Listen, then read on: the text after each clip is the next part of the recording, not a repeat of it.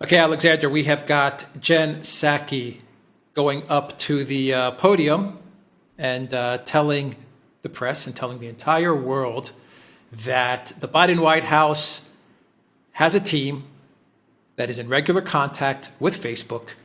They tell Facebook what to censor, what to take down, what is misinformation.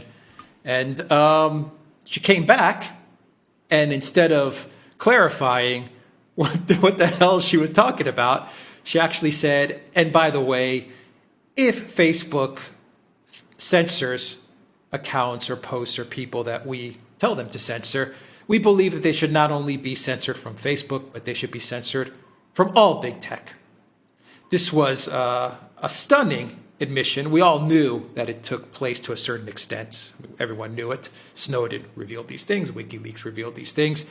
But to have a press secretary come out and admit these things and then not retract what she said is stunning, but expected. It's shocking, but we knew it was happening. What do you make of what Psaki said? In my opinion, very quickly, I think this was not a mistake. Maybe it was a mistake on her part to say this, but I think it was written down and she was meant to come to this admission, and we could talk about why she wanted to admit this. But what do you make of Psaki's statements? Well, absolutely, as you absolutely rightly say, I mean, this comes as no surprise. And in fact, to be straightforward about it, it's been going on now for a long time. It started, if you remember, about back in 2016, the autumn of 2016, and it's intensified ever since, and it's been getting worse and it's been getting stronger, and clearly this has been a coordinated thing between the Democratic Party and the the tech giants, and it's now intensifying. Where I think there is a certain danger here, though, is that, of course, when the Democrats launched onto all of this back in 2016 and started putting pressure on the tech companies at that time, well, they weren't the government then, they were the opposition, or at least you could sort of argue that. Now they are the administration. And if the administration is leaning on the tech companies and has set up some kind of team which coordinates with the tech companies to act in this kind of way, then we're starting to look increasingly at a situation where it seems to me some of the First Amendment points that are being made, especially in certain court cases, might start to bite. And I think people need to be, some of the people who are supporting this, and I've been reading some extraordinary articles, by the way, in the media from all kinds of liberal journalists who say this is perfectly fine, this is absolutely ordinary stuff, this isn't censorship, you can be thrown off Facebook, but you have a right to speech, you don't have a right to a platform. That's now become, by the way, the cliche that they're hiding behind. But they need to be careful, because the more they say and the more openly they say that, the greater the legal implications, in my opinion, are. And of course, some members of the Supreme Court, notably Clarence Thomas, are starting to talk in ways which I would be very careful about. And they're making assumptions that about how the Supreme Court might go, which I would not make in that position. So anyway, that's what they're doing. They're now signalling, and I think you're actually right, by the way. I'm pretty sure this was done on purpose, that they're signalling that, the administration, the Democrats, and the tech companies are all working together, and they're doing that in order to send a message. And it's a very powerful message, and it's one which is being heeded, and not just by the tech companies, but of course by mainstream media also. What's the message? Why? Why did Psaki come with this admission? And I'll say 1% chance she messed up. I don't think so. I think it's 99% that there was a concerted effort, a conscious effort to say, look, let's just come out and say that we have a team that is liaising with Facebook, and we have control of all your posts, and we have essentially control of the platform. Why do they want to admit this? Because it does, to me, listening to you and doing my own research, it definitely points to the fact that Facebook is infringing on people's First Amendment rights because it has a direct connection with the government. Let's not forget the Hunter Biden episode. Let's not forget the emails between Zuckerberg and Fauci, another government employee. So, I mean, with each passing day, we begin to see that Facebook and Twitter are connected to the government, and that means that they are infringing on people's First Amendment rights, clearly infringing on people's First Amendment rights. Why did Psaki admit this? And Biden as well sounded off on this in a way as well. Why? Why are they doing this? That's by the way, what you just said. I mean, I should make it very clear. That is also my view. And as I said, if you read some of the comments in judgments that Clarence Thomas in particular has been making now, you will see that he's also swinging towards that view. And he seems to be doing that with the support of at least a group within the Supreme Court, which is, as I said, it's interesting that they're not, the Democrats at least, the administration doesn't seem to have noted this. I think that there is a very specific reason why this is happening. I read only yesterday in The Guardian, of all places, the newspaper which has been most fervently in support of the new administration, an admission that the administration is now running into problems, that the economy isn't going as expected, that the political situation is becoming increasingly difficult, that the administration does not look like it's going to be the great success that they all thought it would be. And I think that this is an attempt by the administration to still criticism, not, I would stress, from places like The Guardian. That kind of criticism can be absorbed quite easily, but to prevent a concerted attack on social media and in other parts. Remember, the only part of the media now that is basically open to the right is social media. I mean, they don't have a mainstream media presence of any significance anymore, apart from Fox. But the intention is to try to limit criticism of the administration and of the president as he's coming under increasing challenge and as the wheels start to come off, which I personally feel they are. Right. So the wheels are coming. Yeah, the wheels are definitely coming off. Is the deep state, the surveillance state, the Biden White House in name only, obviously, but are they saying, you know what, it's time to throw big tech under the bus in a way by saying, let's just come out and say that over the next 2 to 3 years, 2 to 4 years, as long as this administration has, we are going to take full control of what people say and what people post. And then let the lawsuits come. We know it's going to take 2, 3, 4 years. Eventually, these companies are going to get broken up. Eventually, the antitrust lawsuits are going to bear fruit. But by that time, we would have pretty much locked up our control of the public domain, of the public square. So let the lawsuits come. Let us thwart off the criticism on big tech. Let us, consolidate our control of the public space.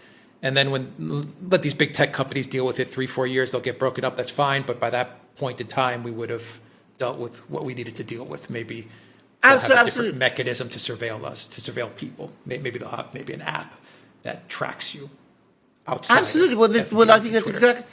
I think that's exactly right. I mean, they're going to use the next 3.5 years now to try and change the entire political and social situation as much as they possibly can. And they as they sense that they're coming under more challenge, they're becoming increasingly open about what they're doing, because by being open about what they're doing, they think they can put more pressure on people to shut up, to self-censor, in effect. And that way, they create a media and if you like, a public square that is silenced and under their control. The objective, I mean, this is an important thing to understand. I mean, Schumer actually said it, change America. So if that's your objective and you have to do it fast, then you come up with statements like this, especially at the point where you start to sense that opposition to you is rising. Now, I have to say it's a high risk strategy, but when people take this kind of grandiose utopian project, then of course that almost drives them towards high risk strategies, and increasingly, I would add, increasingly authoritarian ones. It's important to stress again, this is a very authoritarian comment that Psaki has made.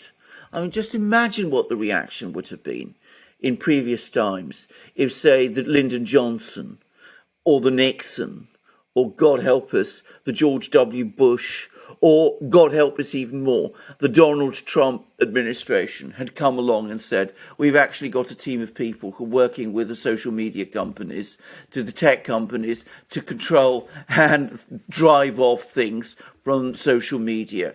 I mean, to say that there would have been uproar, I mean, would be a massive understatement. And people would have said this is authoritarianism, and they would have been right. This is an incredibly authoritarian statement by an administration that is becoming increasingly open about how authoritarian it really is. It's very much part of the same pattern which kept troops in Washington and built wire around the Capitol Hill for all those weeks and weeks and months until they were absolutely sure that they had the situation in Washington itself under control. It's very much the same outlook, and it shows how insecure on one hand, how ambitious on the other, and how authoritarian these people all are, all at the same time. And that's a dangerous mix, by the way. Yeah, the administration is definitely under a tight time constraint. And so I guess they had to come out of the shadows and just figure out a way to tell the American people, to tell the world and say, look, we're going to control Facebook now. We do control Facebook, and we're going to control Twitter. And moving forward, anyone that gets out of line is just going to get nuked. And that's the way things are going to go. Absolutely. I mean, they had to admit it. Absolutely. I suspect, by the way, another factor is growing worry that the successor, Kamala Harris, is visibly failing. I mean, even Democrats and liberals are now starting to whisper that she's not up to it. So, I mean, you know, and that must also be very, very unsettling for them. And I suspect there's partly a desire, a drive to close talk of that down too. I have to say, because it makes the whole project look very fragile. Yeah. Go on. Yeah, I agree. I have to say real quick to wrap up the video, it does seem like they need to speed things up. This is the sense that I'm getting as far as online censorship and control of the internet space. And I say that because you have what's happening in the U.S. and you have Psaki admitting this, you know, outright to the world. You have in Canada, for example, the Trudeau government also continuing to push their internet censorship bill, the C-36. They don't let it go. And that deals with quote unquote hate speech and defining hate speech. But in essence, it's the same strategy of we are going to control big tech. We're going to tell big tech what's hate speech, what's not hate speech, who's going to be censored, who's not going to be censored, who's going to get kicked off, who's not going to get kicked off. It seems like these leaders, different leaders around the world, have been tasked with the job of making sure they lock up the internet space. Whether it's Facebook today and a different app tomorrow, who cares? Let's lock it up. Let's seal it up. Let's control the internet space. Let's decide who can get on the internet, who can't get on the internet, what they can say and what they can't say. And let's do this quickly because time is running out. This is not a coincidence that we see the Biden White House and the Trudeau administration at the same time focusing really, really deep into internet censorship. I mean, this is like a priority for them when there's a million other things they could be dealing with, but they're Absolutely. focused on this. I entirely agree. I accept that. I agree with that absolutely. And you're seeing a renewed push in Canada, which is, by the way, even stronger than the one in the United States. And remember that Canada doesn't have to worry about the First Amendment. I mean, they don't have it there.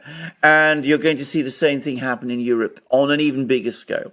So, I mean, they want to close everything down whilst they feel they still can, because they sense that in a few years, if they don't do it now, it won't happen. In fact, not only will it not happen, the backlash will begin to set in. So, as I said, they're accelerating the tempo, and Psaki's comment, I think, is a warning. It's a warning to people. Be very careful what you say, because if you don't, and you say things we don't approve of, we'll get our friends in the tech companies to close you down. Real quick, how long do you think it's going to take to get some of these antitrust or free speech lawsuits against big tech really rolling? I mean, what's the time horizon there before we start to really see something happening as far as big tech, free speech, antitrust, and stuff like this, monopoly? 2022, 2024, that period, those 2 years. I mean, I think that we're already seeing some of the court cases beginning to mature.